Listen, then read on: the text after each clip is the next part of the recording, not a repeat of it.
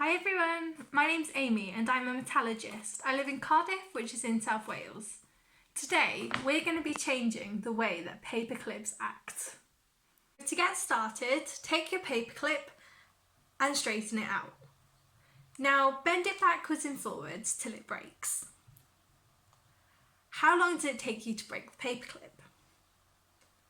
The reason we end up breaking the paperclip is because we have work hardened it. We have created defects in the steel called dislocations, and these build up and make it difficult for the material to move. Eventually, we break it. We're going to use this principle and heat treat the paperclips and cool them down. We should notice a difference in how easy or difficult it is to break the paperclip. So we have an important health and safety announcement that this should only be carried out by the adult. This is because we're using a naked flame and have hot metal. Afterwards, wait at least a minute to make sure that the metal has cooled down completely. That way we'll know it's safe to handle. Now I'm going to talk through the experimental part of the experiment. I've got my pliers, which are non-magnetic, and my paperclip, which has no plastic coating. I'm going to make sure I do this with my gloved hand for health and safety reasons. First of all, I'm going to turn on the gas hob.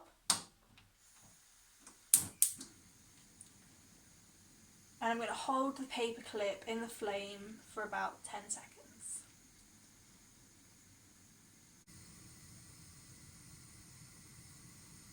Then let it cool on the flame. I'll repeat the exact same thing with another paperclip.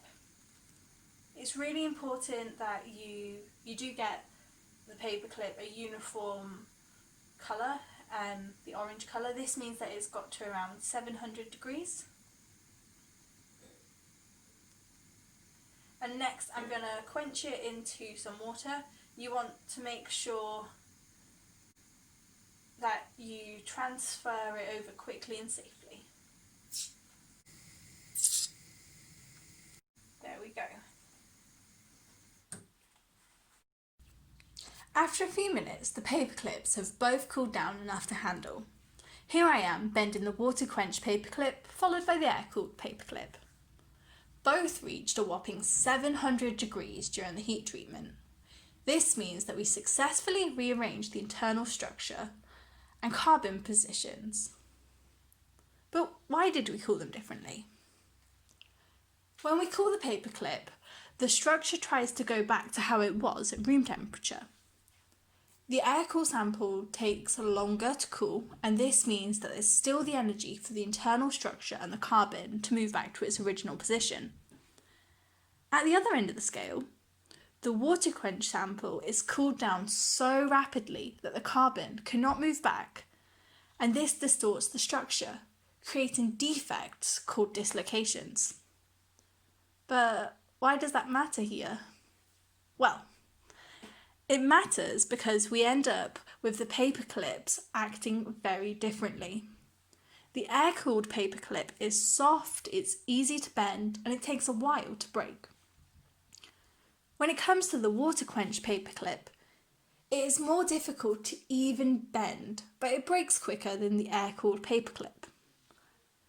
This is caused by the water-quenched paperclip starting with more dislocations caused by the rapid cooling.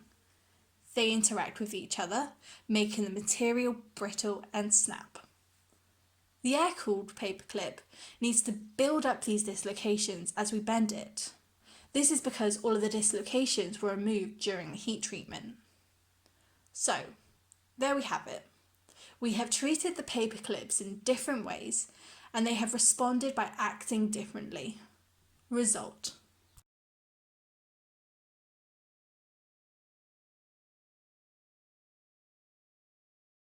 My job as a steel metallurgist uses the fact that we can change the processing, so what we do to the steel, and this affects how the steel acts and how it responds.